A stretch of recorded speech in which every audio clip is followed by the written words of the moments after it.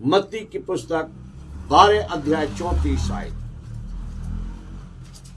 मत्ती की पुस्तक 12 अध्याय 34 आयत, 34 वर्ष 12 चैप्टर। के बच्चों, हाँ, तुम बुरे होकर क्यों कर अच्छी बातें कह सकते हो? क्योंकि जो मन में भरा है, जो मन में भरा है, हालेलुया, हालेलुया, जो मन में भरा है, वही मत्ती की पुस्तक नया नियम, मत्ती की पुस्तक 12 अध्याय 34 आयत। जो मन में भरा है, हाँ जी, वही मुंह पर आता है। वही तो तुम बोलोगे। हालेलुया, हालेलुया, जो मन में भरा है वो ही बोलोगे।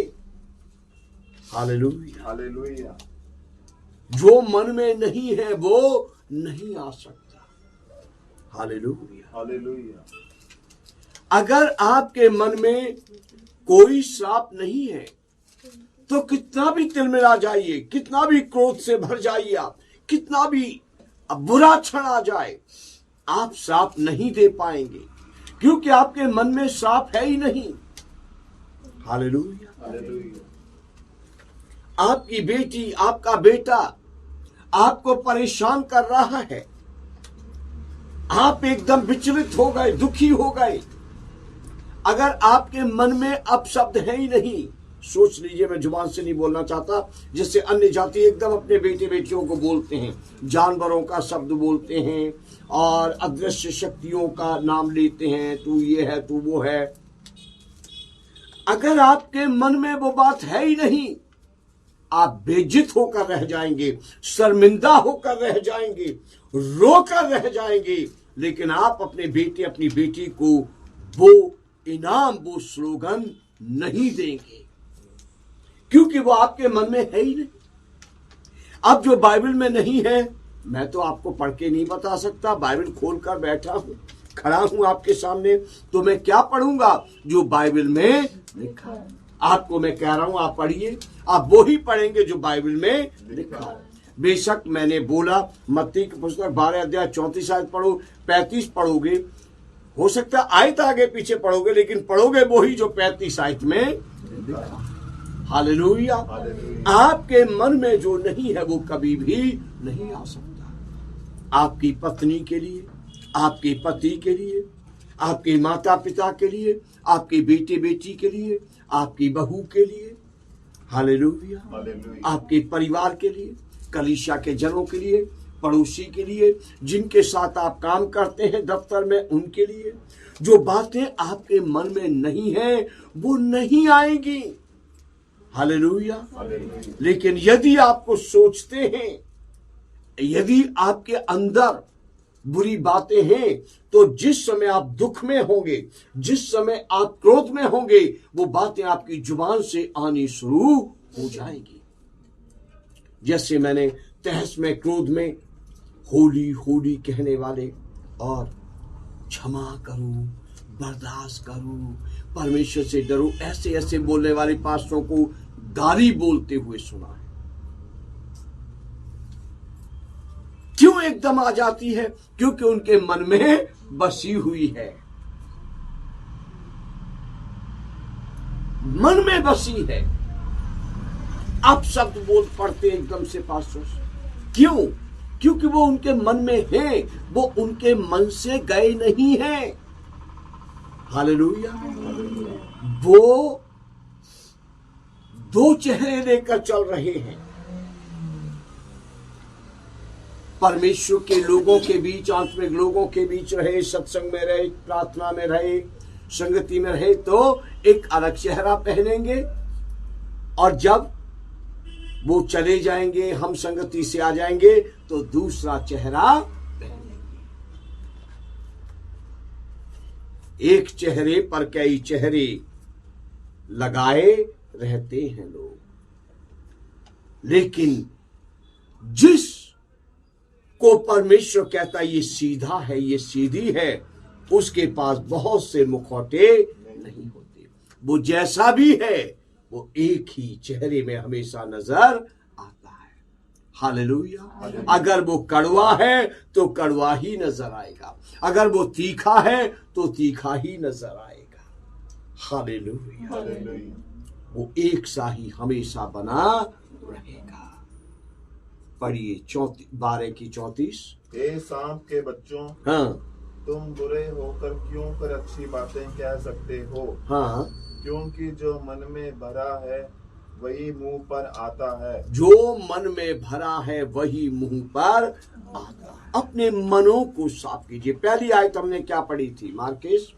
पहली आयत क्या पढ़ी थी? नीति वचन 4:23। अपने मन की रक्षा कर। अरे मन की रक्षा करो। हर विश्वासी को प्रभु प्रफुल्लित जीवन देना चाहता, पर कमियां विश्वासियों में है, कमियां सेवक सेविकाओं में है। हालेलुया। हालेलुया। हर दर्द मिटेगा यीशु के नाम में, यदि परमेश्वर ये कहता है ये मेरा बेटा सीधा है। बड़ी से बड़ी उलझने सुलझेंगी यीशु नाम में, अगर परमेश्वर कहता है ये मेरी बेटी सीधी है। हालेलुया। हालेलुया। प्रभु यीशु मसीह जो मनों को जानते हैं, वे अपने आप को अच्छा दिखाने वालों से कहते हैं, अरे विष उगलने वाले सांप के बच्चों, है ना? वहां लिखा ना, सांपों के बच्चों। पढ़ो दोबारा से ऊंची आवाज में। हे सांप के बच्चों, हाँ, तुम बुरे होकर क्यों कर अच्छी बातें कह सकते हो? अरे सांप के बच्चों, सांप शब्द क्यों कहा? समझो उसको, समझो। अरे विष उगलने वालों, अरे जहर फैलाने वालों, क्या हो गया आज इस मंडली में बड़ी मीठी मीठी बातें बोल रहे हो? विष उगलने वाला अमृत कैसे उगल सकता है? विनाश करने वाला जीवन बहाल करने की चर्चा कैसे कर सकता है? तुम जो मनों में कड़वाहट भरे रहते हो, बैर भरे रहते हो, उंगली उठाते रहते हो, दोष लगाते रहते हो, वो ये ऐसे वैसे, परमेश्वर हंसता होगा ऐसे लोगों पर। हालेलुया। हालेलुया। राजेश तो आपके सामने कहता बहुत डरता है, इसलिए अपना तीखापन और कड़वापन नहीं छोड़ता। हालेलुया। हालेलुया। परमेश्वर की महिमा हो। परमेश्वर मनों को जानता है। यहां व्याख्यान पढ़े तो बड़ी अच्छी बातें हो रही थी। शास्त्री फरीसी बहुत से लोग थे, अपने आप को बहुत अच्छा साबित कर रहे थे, जो मनों को जानते। प्रभु यीशु मसीह ने कहा, हे सांप के बच्चों, हे विष उगलने वालों, हे दोष लगाने वालों, हे रिश्ते जोड़ने वालों, हे रिश्तों के नाम देने वालों, हे खाम खा के रिश्ते कायम करने वालों, तुम पल भर के लिए लोगों को दिखाने के लिए ऐसी अच्छी अच्छी बातें मुस्कुरा के कैसे कह सकते हो? अगर मन में बुरा है तो बुरा ही निकलेगा। अरे सीधे बनो, सीधे बनो, सीधे बनो, सीधे बनो, क्योंकि सीधी स्त्री से परमेश्वर प्रेम करता है, सीधे पुरुष से परमेश्वर प्रेम करता है। हालेलुया। अपना दिल साफ रखो, क्योंकि साफ दिल में परमेश्वर रहता है। आमीन। हालेलुया। हालेलुया। अपने मनों की रक्षा करो।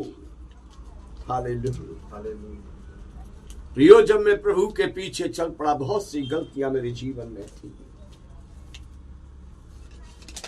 लेकिन जैसे जैसे वचन पढ़ता था, पाक रूह मुझे घुटनों पे लाता था और मैं दुआ करता था। बहुत लंबे समय में धीरे धीरे धीरे धीरे धीरे हालेलुया हालेलुया। अपने आप को परमेश्वर के सामने ठीक करता है, और आज भी ठीक कर रहा हूं। हालेलुया। हालेलुया। आज भी ठीक कर रहा हूं। अब ऐसा वक्त चल रहा बेटे विनोद कि आदमी ढीठ हो चुका है। वचन को नहीं मानता, जिस गुनाह में पड़ा है उसे नहीं छोड़ना चाह रहा। मैं इन दिनों में लगातार दुआ कर रहा हूं, प्रभु ढीठ का सामना करने की शक्ति दे,